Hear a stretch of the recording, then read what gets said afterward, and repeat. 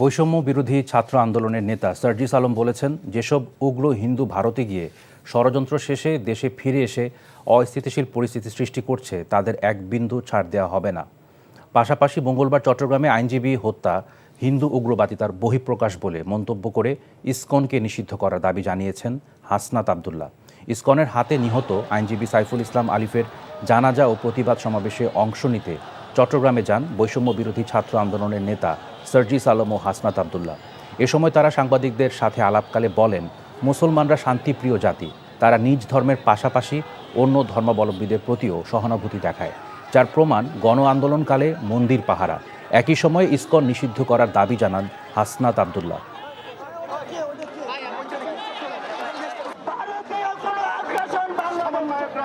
ছাত্র জনতারা 36 জুলাই 22 ঘন্টার মধ্যে যত একসাথে আছে তাদেরকে গ্রেফতার করতে হবে।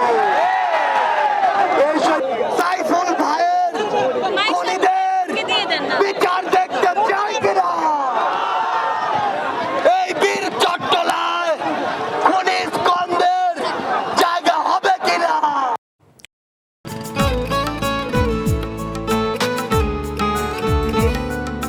আপনার নামটা? নীলা। রাহুল। রবি, এই মেয়েটারে তোর ভাবি সবাই কেমন লাগবে? আপনাকে না বলছে আমাকে ফলো না করতে?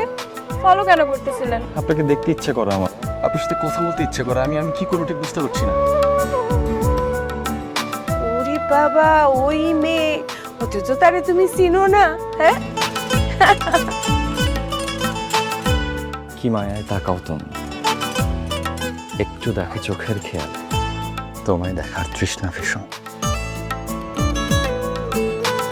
ভালোবাসায় বুঝি দেনা পাওনা থাকে? অবশ্যই থাকি, ভালোবাসা সবকিছু থাকে।